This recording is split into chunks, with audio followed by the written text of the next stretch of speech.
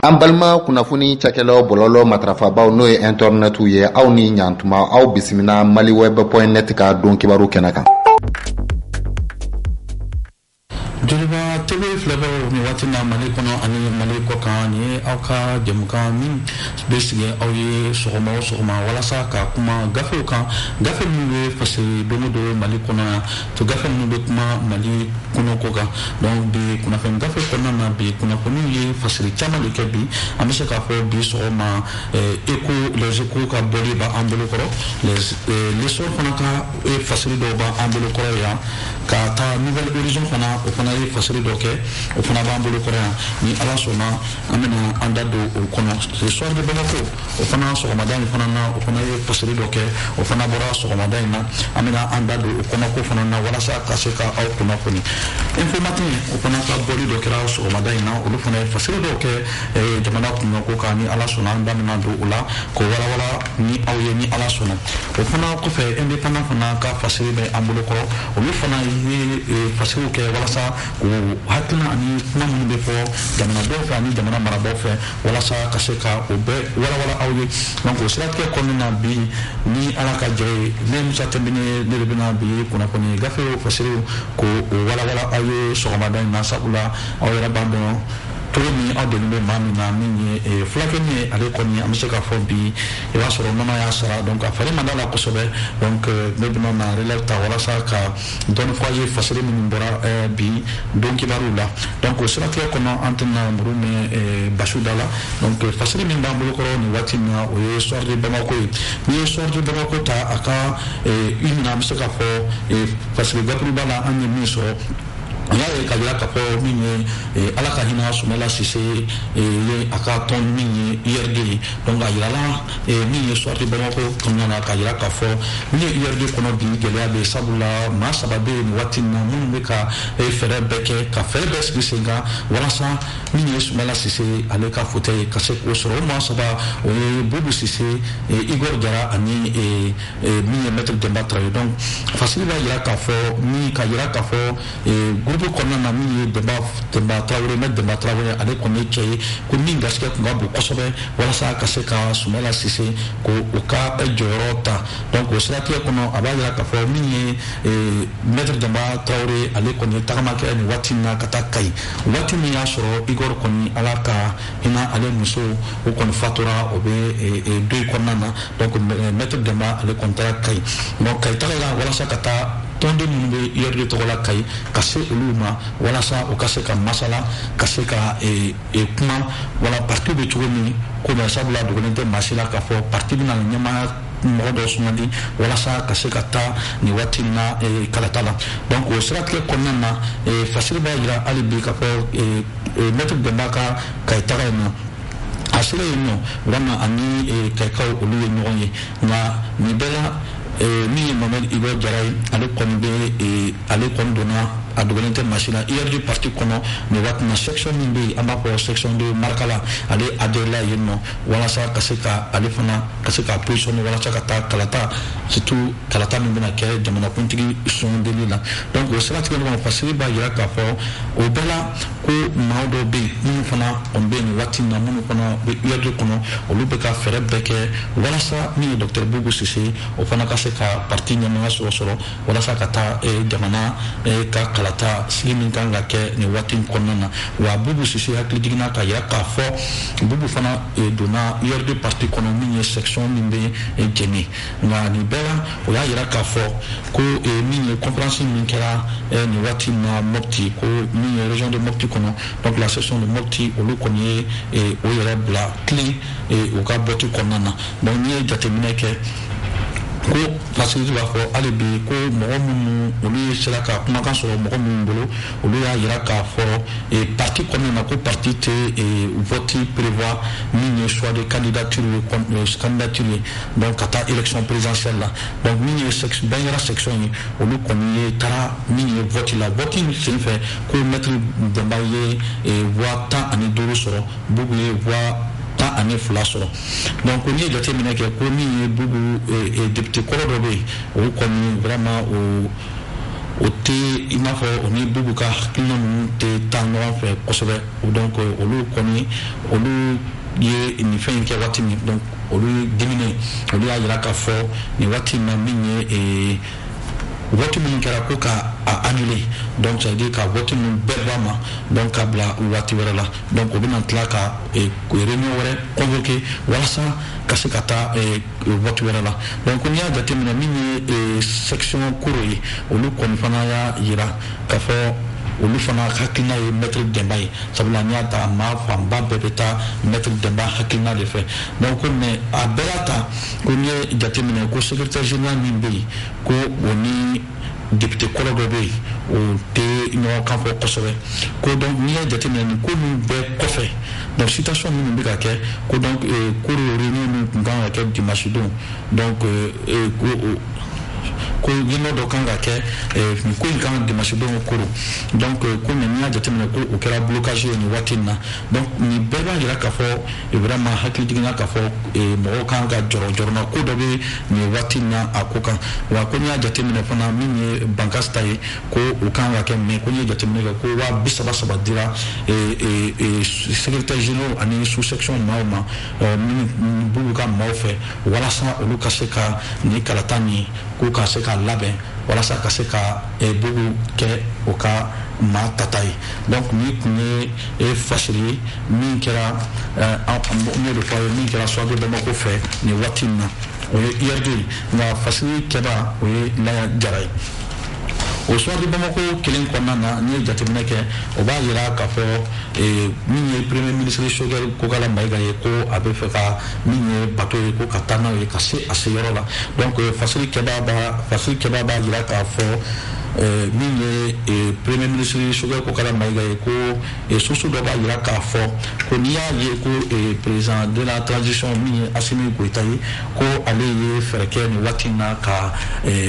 premier ministre k'o di Choguel Mayiga ma ko o ko bɛ taa ko fila la ko sabula hakilina ye min ye walasa ko Choguel ka se ka min ye transition ye ka se ka dɔ fara a janya kan ko donc o hakilina de kɛra président bolo walasa ka se ka Choguel Kokala ko ka fɔ mɔgɔw ka fɔcogo la donc n'i ye fasilikɛla min jateminɛ a b'a jira k'a fɔ n'i ye jateminɛ kɛ k'a jira k'a fɔ Choguel fana ye maa ye maa min fana de don vraiment a kun don politique la c'est-à-dire maa min de don a jɔlen don politique la maa min de don a bɛ politique dɔn donc a bɛ est-ce que Choguel bɛna se ka kɛ sababu ye nin waati in na walasa i n'a fɔ laɲini ye min ye ka dɔ fara transition kan ko a bɛna se ka o kɛ donc n'i y'a jateminɛ ko min ye premier ministre Choguel Kokala Mayiga ko a bɛ k'a ɲini walasa farangani min kan ka kɛ transition fɛ a ka se ka kɛ ko ye ko min jamanadenw bɛɛ bɛna ka se ka jɛnɛ an bɛ se ka fɔ légitimité ko a bɛ k'o de ɲini ko ni o de jateminɛ a bɛ jira k'a fɔ assise nationale de la refondation minnu kan ka kɛ qui conseil min kan ka kɛ ko sabula o assemblée o assise nin ko premier ministre bɛ ka ɲini walasa o assise ka se ka légitimité dɔ di prolongation de la transition ma sabula ni mɔgɔw taara assise in na donc ni jama fanba y'a ɲini k'a fɔ waati min sumana ka di o ma ko o tɛ bɔli kɛ ko dɔ ka se ka fara kan donc o bɛna se ka sinsin yɔrɔ sɔrɔ k'a jira k'a fɔ ko jamanadenw yɛrɛ de y'a ɲini k'a fɔ transition in bɛ lahala min na dɔ ka se ka fara a kundama kan ko n'i ye jateminɛ kɛ asini kan n'i y'a jateminɛ kɛ ko Choguel Kokala Mayiga ni diplomate an bɛ se k'a fɔ ambassadeur minnu bɛ Mali kɔnɔ yan minnu jamana wɛrɛ ambassadeur minnu bɛ Mali kɔnɔ yan ani corps diplomate accrédité minnu bɛ ko ale o ni Choguel ye ɲɔgɔn ye kɛ min ye septembre kalo tile 9 san 2021 donc ko o ɲɔgɔn ye kɔnɔna na ko n'i ye jateminɛ kɛ min ye premier ministre ale kɔni ye ko da yira min ye partenaire ye ka jira k'a fɔ transition sigilen kana na baara minnu kɛra baara minnu bɛ sen na ka kɛɲɛ ale yɛrɛ ka plan d'action min yirala CNT ɲɛkɔrɔ donc a y'a jira k'a fɔ jamana bɛ yɔrɔ min na n'ala sɔnna ko an kan ka taa réforme na réforme tɛna se ka kɛ ni assises tɛ donc o assises senfɛ donc ko caman Mali an bɛ se k'a fɔ Mali kura bɛna na sigi sabula malidenw mago bɛ Mali sugu min na ko o bɛna taa fɔ o ye donc o siratigɛ de kɔnɔ ni min bɔra assise kɔnɔ ko baara bɛna kɛ o ye donc n'i ye jateminɛ kɛ donc ko ni jatemina ke ko orto kalo konna di maldon kanga sika no so wala sa ka sika mali market kura min be mali sagola olu kanga siko fo ko wani o market kura min bora donc o market kura de bina ke mali sinzi bere ko ni jatemina c'est vrai ko ni assise jatemina mo chama de be fana mi parti politique mo do e olu koni fait la terre assise ko ni ka fo angata assise la kani jamana dum fana fam ba fana jatemina chama fana hakili wala sa anga se kata ni assise na wala sa mali kura min ni be mali dum fe o ka se ka so donc on y a jatemina aya ira ka fo donc ni tension jani a projet balia ko obina na ke assise national fait donc ni kuni facile min bora nouvelle horizon na ministre de El Hadj Mamadou Kaba fait nga mo de fo avec facile kono amma fo facile a sebe donc c'est là que konna na ni jatemina ke ale de nouvelle horizon kelen konna na ambeta mi imam diko ya jatemina facile ke baba ira ka fo mi Umar Onde bay aba ira ka fo kabini wati juma de ko mi transition mawye mi asim bota na ka chete ko obe kasra mi do mi be kasra imam diko ko sabula parce que sababa jira ka fo ko olu kan ni konana min kera olu yere baraka no do fe min journal du monde africain ko obe facile do bora akono min o ka facile min bora septembre kalo tan ani kele san ba fila ani mugan ani kelen min kɔnɔ o b'a yira k'a fɔ ko imam diko min yɛrɛ bɛɛ b'a dɔn ko jama b'a kɔ o b'a yira k'a fɔ ko o kɛn bɛ nin waati na ka yɛrɛ makan min ye sɔrɔsiw ye ko fanga bɛ minnu na ko n'i ye jateminɛ kɛ ko o makarani bɛ bɛɛ mun fɛ sabula ko n'i y'a jateminɛ a ka kumaw kɔnɔna na ko a y'a yira k'a fɔ assise min kan ka kɛ n'an b'a fɔ min ma assise de refondation ko o de kɔni bɛ jamana ɲɛmaaw fɛ walasa ka se ka kɛ fɛɛrɛ ye ka se ka dɔ fara o ka se ka dɔ fara o ka transition in kan ko donc n'i ye o siratigɛ jateminɛ o journal monde Afrique magazine news ko imam diko ko déclaration dɔ kɔnɔ a y'a yira k'a fɔ nin waati in na ko min ye sɔrɔsiw ye k'olu tɛ solution ye fɛntigilakaw ko fanga bɛ minnu bolo ko olu tɛ solution ye ko donc o siratigɛ kɔnɔna na ko a ye o fɔ ko mais n'i ye jateminɛ kɛ a y'a yira k'a fɔ ko jamana bɛ lahala min kɔnɔ il faut que jamana ka bila bolo ɲuman kan bolo ɲuman ye min ye an ka se ka taa karata la hali n'a y'a sɔrɔ ko nin waati in na bɛɛ b'a dɔn ko gɛlɛn bɛ Mali na kosɛbɛ nka ni fanga bilala bolo ɲuman kan o bɛ se ka kɛ solution ɲɛnama ye nka sisan ko n'i ye jateminɛ kɛ min ye prolongation ye est-ce que Mamadou Diko bɛna sɔn walasa dɔ ka se ka fara min ye cɛmancɛ fanga in kan o ye ɲininkali tɔ min bilalen ye nin ye fasiri an ye min bɔ bi le soir de Bamako o kɔnɔna na donc sisan an bɛ taa fasiri la min ye les échos ye les échos yɛrɛ ka fasiri an bɛ se k'a fɔ a page la o y'a jira k'a fɔ Clément Danbele n'i y'a jateminɛ ale kɔni y'a jira k'a fɔ yurugu kɛlɛli min fɔlen bɛ ɲɛmaayaso fɛ bi min ye jamana kuntigi min ye Colonel Assimi Goïta a n'a ka premier ministre Choguel Kokara Maïga fɛ ale y'a jira k'a fɔ donc minɛn de kan ka bila minɛn c'est-à-dire minɛn min tɛ maa si ka minɛn kɔnɔ an b'a fɔ min ma observateur des dépenses publiques min bɛ se ka fanga sɔrɔ walasa ka se ka a ka baara kɛ a ɲɛma baara min bɛ se ka boli bɛɛ de kan ka sɔrɔ maa ma bɔ maa la donc o fasiri Clément Danbele b'a jira k'a fɔ ko an y'a mɛn k'a fɔ ko vraiment k'a fɔ ko caman de bɛ ka kɛ dossier caman de bɛ ka ta jamana in kɔnɔ walasa ka se ka kiiri kɛ ko o ye ko ɲuman ye ko nka n'i y'a jateminɛ ko bɛ se k'a fɔ o ye ko ɲuman daminɛ ko mais n'i y'a jateminɛ k'a fɔ ko bi an ka justice ye lujuratɔ ye an bɛ se k'a fɔ min ma handicapé donc n'i y'a jateminɛ ko donc an kan k'an sigi de fɔlɔ k'a lajɛ ko minnu daminɛna ni a y'a sɔrɔ o bɛna laban a kɛcogo la donc n'i ye jateminɛ kɛ maa dɔw yɛrɛ minɛna minnu mɔgɔ tun b'a miiri ko maa minnu bɛ se k'a sɔrɔ yango ko minɛ ko n'i y'a jateminɛ Suni Bube Mayiga ko ale kɔni minɛna ani a ka ministre des finances o fana minɛna ko la min ye équipement achat d'équipement militaire ni avion ko la ko na mi ya jateminɛ k'ale ka hakilina ye min ye nin ko in na c'est à dire Soumaïla Boubou Maïga c'est vrai hali n'a y'a sɔrɔ o y'a ale minɛ nin waati in na k'a bila min ye maison centrale Barre de Bamako la an b'a fɔ min ma MCA ko mais ni jateminɛ kɛ nin bɛɛ la c'est à dire mun na i bɛ k'a bɛ ka si a ka so k'a sɔrɔ Soumaïla Boubou ni a ka ministre de l'économie et des finances o bɛ MCA la ko sabula ni jateminɛ kɛ waati min ko ninnu bɛ kɛ ko ale de tun ye jamana ɲɛmɔgɔ ye donc ale de kan ka kɛ maa fɔlɔ min kan ka interpellé nka nin waati bɛɛ olu kɔni bɛ ka nin waati na i bɛ k'a ma nɔ minɛ fɔlɔ donc nin ko in sɛgɛsɛgɛli kan ka kɛ walasa ka bɛɛ ka part de responsabilité ka se k'o bɔ a la donc o kɔrɔ ye ni a ko sɛgɛsɛgɛla ka sɔrɔ i bɛ ka comme d'habitude ale yɛrɛ b'a fɔ k'a fɔ ko a b'a fɔ ko caman bɛ a t'a kalama donc sɛgɛsɛgɛli ka kɛ k'a dɔn n'a y'a sɔrɔ a b'a kalama o tuma ko n'a y'a sɔrɔ dɔɔni dira a ma tɔw ɲangini min ka kɛ tɔw la a kan ka kɛ a la ou bien n'a y'a sɔrɔ yɛrɛ a b'a a kalama donc ɲangini bere min bɛ gosi donc ale yɛrɛ fana kan ka o ɲangini bere kelen kan ka kɛ sababu ye ka ale yɛrɛ fana gosi donc dɔw tɛ se ka si MCA la ko IBK ka si a ka so donc ale yɛrɛ fɛ nin ko in kan ka kɛ walasa IBK yɛrɛ fana ka se ka wele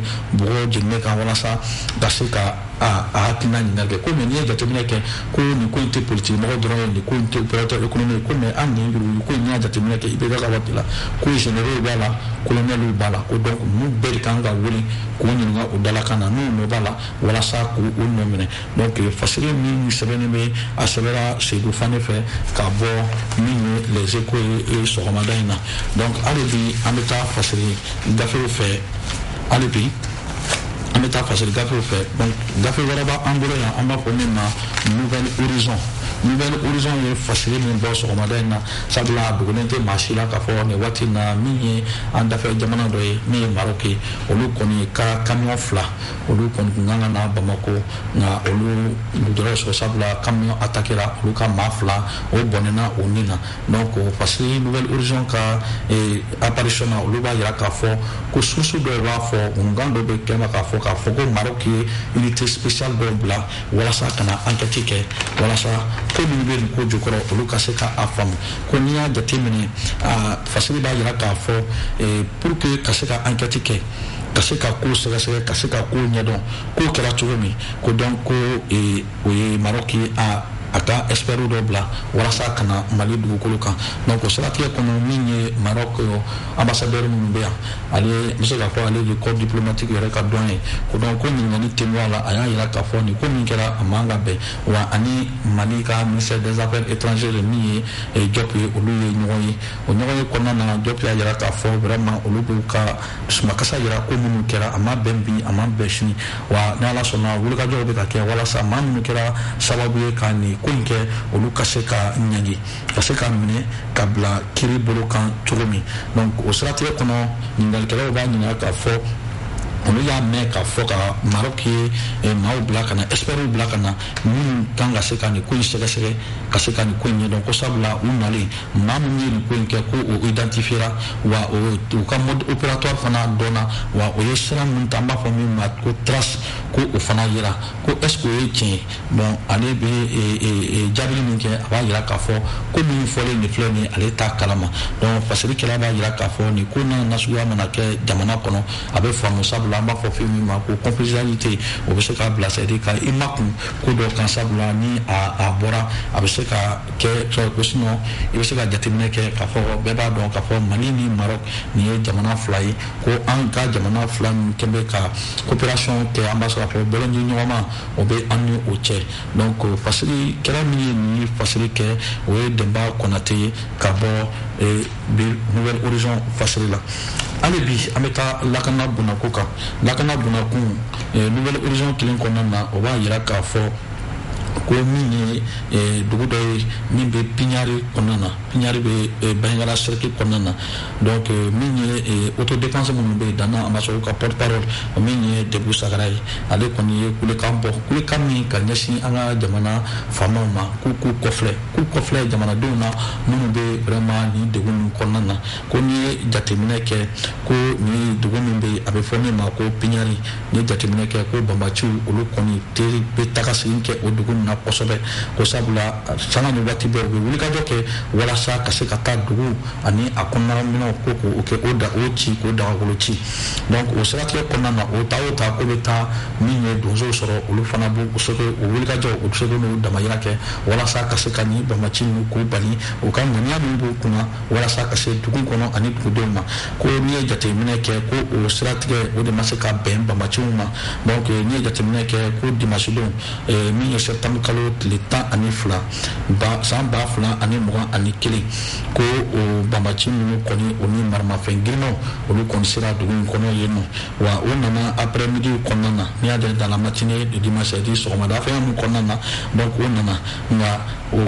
nana ni ŋaniya min o don i n'a fɔ ŋaniya kɔrɔlen min b'o la walasa ka se ka dugu ci n y'a fɔ cogo min k'a ci ka dagakolo ci donc o ŋaniya o de nana nka o nalen o nana sɔrɔ tuguni nin kelen in na tuguni min ye donso an b'a fɔ minisiri dama amasago ko olu kɔni bɛ o sira kan yen nɔ walasa ka se ka dugudenw lakana donc o siratigɛ kɔnɔna na ko n'i ye jateminɛ kɛ o ye ta don ɲɔgɔn na ta wulilen o y'a daminɛ kabini sɔgɔma midi ko 15 heures o ni maajugu minnu bɛ ɲɔgɔn na ko wa olu ye fɛɛrɛ bɛɛ kɛ walasa ka se ka an ka finitigilakaw minnu bɛ Sevare ani Baɲangara k'olu lakodɔnya baara min bɛ ka kɛ nin waati in na ni maajugu ninnu fɛ nka ko n'i ye jateminɛ kɛ olu kɔni sera nin waati in na ka se k'o fanga fara ɲɔgɔn kan ka se ka ninnu o pousser o kɔnɔna na ko n'i ye jateminɛ kɛ olu ka maa dɔw bɛ yen minnu kɔni o jogina ka maa masa ka min ye banbaciw fana ka côté la olu tɛ se ka maa hakɛ fɔ ko min kɔni fatura donc n'i ye jateminɛ kɛ nin ko in bɛɛ ye gɛlɛya ye walasa ka ɲɛsin dugudenw ma donc min ye depuis Sagara ye ale kɔni ye welekan bɔ walasa ka ɲɛsin jamana ɲɛmaaw ma u ka se k'u jɔyɔrɔ la jɔyɔrɔ min ye walasa ka se ka jamanadenw olu ni o bolomafɛnw olu lakana donc ni tun ye fasiri ye min kun bɔra Nouvelle Horizon na sɔgɔmada in na donc fasiri sɛbɛba ye Alpha Gallo ye donc hali bi an bɛ taa fasiri kɔnɔna na an bɛ bɔ Nouvelle Horizon na an bɛ taa Lesor la an y'o de fɔ n'i y'a mɛn k'a fɔ ko kuma min bɛ taa ban dugutigi bolo na ko a ma se dugutigi den o k'i tulo kɛlɛmabɔ kogo la sabula kuma bɛ taa ban a fa yɛrɛ ka yɔrɔ la donc o siratigɛ kɔnɔna na ni ye jateminɛ kɛ fasiri min bɛ an bolo nin waati in na an y'o de fɔ a ye o ye Lesor ye Lesor y'a jira k'a fɔ min ye docteur Sobel Kokala Mayiga ye ale kɔni wulila k'a ka bere ta bere min i n'a fɔ an y'a fɔ a ye kuma daminɛ na a y'a jira k'a fɔ a ka politique de général kɔnɔ min ye pagi ye k'a fɔ yurugu u kan ka kɛlɛ ka bɔ jamana in kɔnɔ ko sabula n'i ye jateminɛ kɛ jamana in binna ka se niveau ma n'i ye yurugu ani impunité ko n'i ye o bɔ a la ko n'i ye jateminɛ kɛ a tɔ b'a dɛn ko sabula ninnu fila de yangana kosɛbɛ o de kɛra sababu ye nin waati in na ka jamana sigi a sen dingɛ kan donc o siratigɛ kɔnɔna na ale wulila ka se min ye OCLEI an b'a se k'a fɔ office central de lutte contre l'administration illicite ani vérificateur général fɛ yen walasa ka se ka taa ka gouvernement u ka bonya ani olu ka dɛmɛ ka ɲɛsin ma o bɛ baara min na walasa yurugu u ka se ka kɛlɛ cogo min ko n'i ye jateminɛ kɛ a selen yen nɔ min ye OCLEI ɲɛmaa ye ale y'a jira k'a fɔ vraiment nisɔndiyara sabula premier ministre nana bɔ ye o fana bɛ kɛ sababu ye olu ka se ka galabu sɔrɔ ka u ka baara kɛ ko n'i ye jateminɛ kɛ ka taa san 2005 la san 2005 ani san 2019 ko n'i y'a jateminɛ en 15 ans san 15 kɔnɔna na n'i ye jateminɛ kɛ 1266 milliards de francs CFA o n'i y'a jateminɛ o de sera k'o de démanteler k'a se k'a bila nka n'i y'a jateminɛ bi dossier dɔ b'u bolo n'i ye jateminɛ kɛ dossier dɔw b'u bolo min bɛ taa dossier 10 ɲɔgɔnna na n'i ye o dossier 10 ɲɔgɔnna ta o musaka bɛ taa bɛn miliyari 7 ɲɔgɔnna ma minnu sera ka déceler donc a y'a jira k'a fɔ donc ni nin ko in sera ka bila ba la sabula ko baara ni a gɛlɛya de don nka n'o sera ka jamana ɲɛmaaw sɔrɔ nin waati in na minnu b'u k'u dɛmɛ walasa ka se ka ko ninnu bilalen bɛ sen kan ka se k'u bali u ka baara la k'u wuli o bɛ kɛ sababu ye yurugu minnu fɔra o bɛ se ka kɛlɛ cogo min sabula min ye dɔkitɛri Sogɛl Kokala Mayiga ale y'a jira k'a fɔ n'i y'a ye jamana bɛ sigi a segin kan yuruguyurugu impunité ni olu bɔ la sabula ni olu fana donna min ye kalanso kɔnɔ ani armée kɔnɔna na ko o ye a ko kɛlɛ tɔ ka jɛ ye sabula ko adamaden n'i y'a jateminɛ sen bɛ se ka tigɛ bolo bɛ se ka tigɛ mais ni maa ka colonne vertébrale n'o ye kɔkolo n'o karila ko adamadenya kɔni o kɔni jɔyɔrɔ tɛ bilen donc a y'a jira k'a fɔ a ka dɛmɛ b'u ye wa olu ni président surtout ale yɛrɛ bɛ président ka baara la donc o ka hamina ye walasa yuruguyurugu impunité olu ka se ka ban jamana in kɔnɔ cogo min donc ni ala sɔnna olu bɛna wulikajɔ kɛ ka fɛn o fɛn kan ka bila u ka bolo kan u ka bila u ka bolo kan walasa olu ka se ka nin baara in kɛ cogo min nka n'i y'a jateminɛ fana min ye Samba Ali Amadu Babi ale fana ye vérificateur général ye ale y'a jira k'a fɔ nin waati in na Cour suprême na olu ye dossier 40 ɲɔgɔnna min bilala min bɛ taa incident infinancier la donc olu mɔgɔ 40 ɲɔgɔn bila Cour suprême ka bolo kan Bamako ka fara Kayi Mopti kan donc n'i ye jateminɛ nin ko ninnu mana fɛn kɛ ni nin dossier ninnu bɛɛ sera ka épuiser k'a bila sen kan a bɛ kɛ sababu ye vraiment jamana in ko caman bɛ yen o bɛ se ka ɲɛnabɔ jamana in kɔnɔ yuruguyurugu sira fɛ Fasili Kɛba o ye o tɔgɔ ma kɛ mais Fasili Kɛba o ma o voilà Fasili Kɛba o tɔgɔ ma kɛ o ye rédaction de cas la mais min bɛ kɛnɛ kan o ye Anne-Marie Keita ye o de ye Fasili Kɛba ye donc nin waati min na an bɛ se k'a fɔ professeur Amin Jalo a fana kumana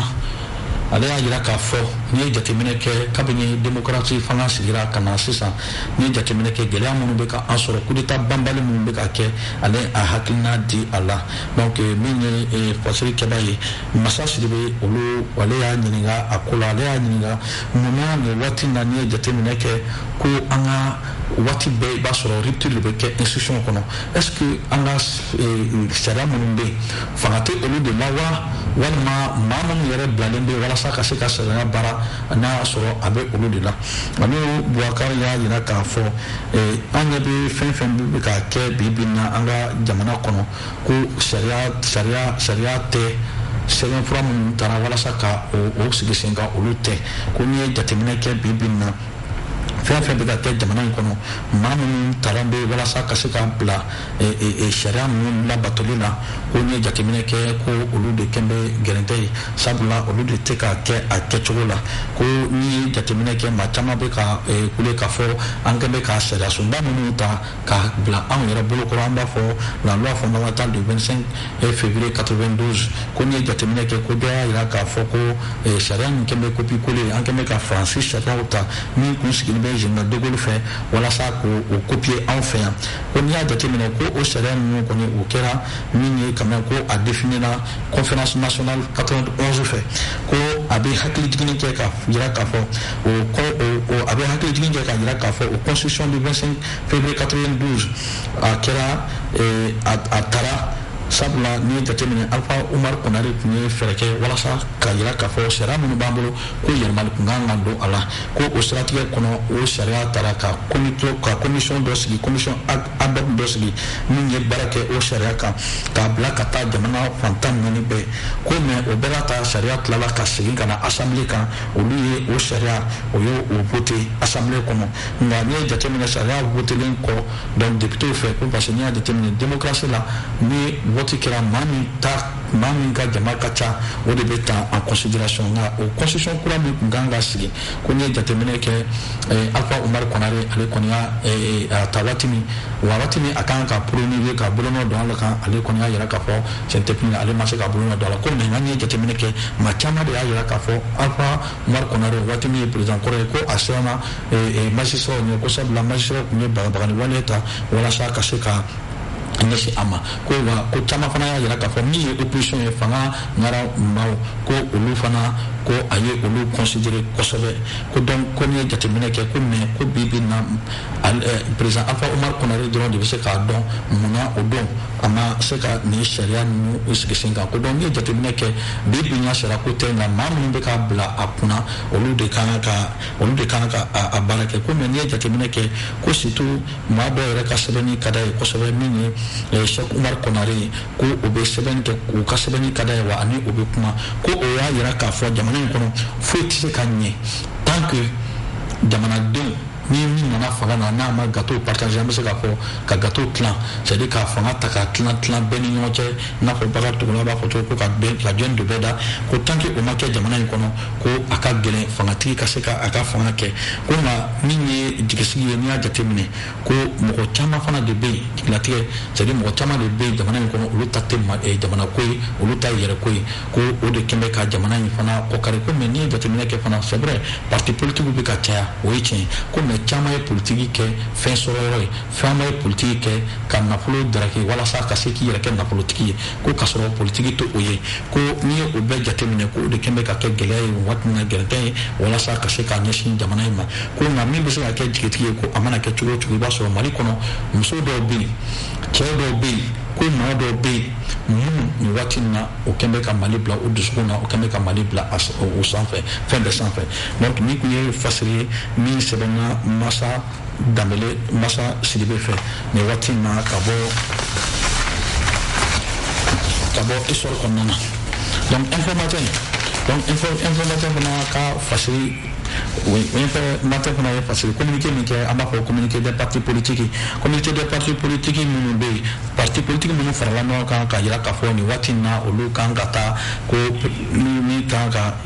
assise nationale kɛ donc olu y'a jira k'a fɔ nin ko min bɛ ka kɛ premier ministre fɛ olu fɛla tɛ bi olu fɛla tɛ sini wa assise minnu kan ka kɛ o man ka olu kan ka a ta assise min bɛ ka kɛ premier ministre fɛ olu tɛna o yɛrɛ ye a kɔnɔ wa organe unique min bɛ kan ka kɛ olu hakilina to ye wa olu b'a ɲini k'a fɔ fɛn kan ka se ka kɛ nin waati in na premier ministre k'i yɛrɛ janto ka mɔgɔw lamɛn sabula ni fɛn kɛra transition ye transition kɔnɔna na min ma taa jimi sira fɛ o bɛ kɛ premier ministre ka ko ye donc o siratigɛ kɔnɔna na nin waati in na comme waati y'an tan tɛgɛ ma kunnafoni a sera ka min sɔrɔ bi a tulo garisigɛ kɛra min ye o ye nin ye kunnafoni gafe kɔnɔna na donc an b'a aw bɛɛ fo k'a fɔ hali bi an bɛ dugawu kɛ an ka fulakɛ ye a ka se ka kɛnɛya sɔrɔ joona walasa ka se ka segin ka na a ka baaraw la donc o siratigɛ kɔnɔ an bɛ minnu tun bɛ régie la nin waati in na min ye bamanankɛ Lamini Kulubali ka fara an yɛrɛ ka imperturbable Augustin Sɛgɛnbali Ɲinabali ka taa fo Katiga ka den Mandela Aga Boubacar Traoré Grand bɛ an ka foli bɛ ninnu bɛɛ ye k'a jira k'a fɔ ni ala sɔnna an bɛ ɲɔgɔn sɔrɔ kɛnɛ kan sini walasa ka se ka gafe kɔnɔna ko fɔ aw ye o siratigɛ kɔnɔ an b'a fɔ aw kan bɛn o waati wɛrɛ.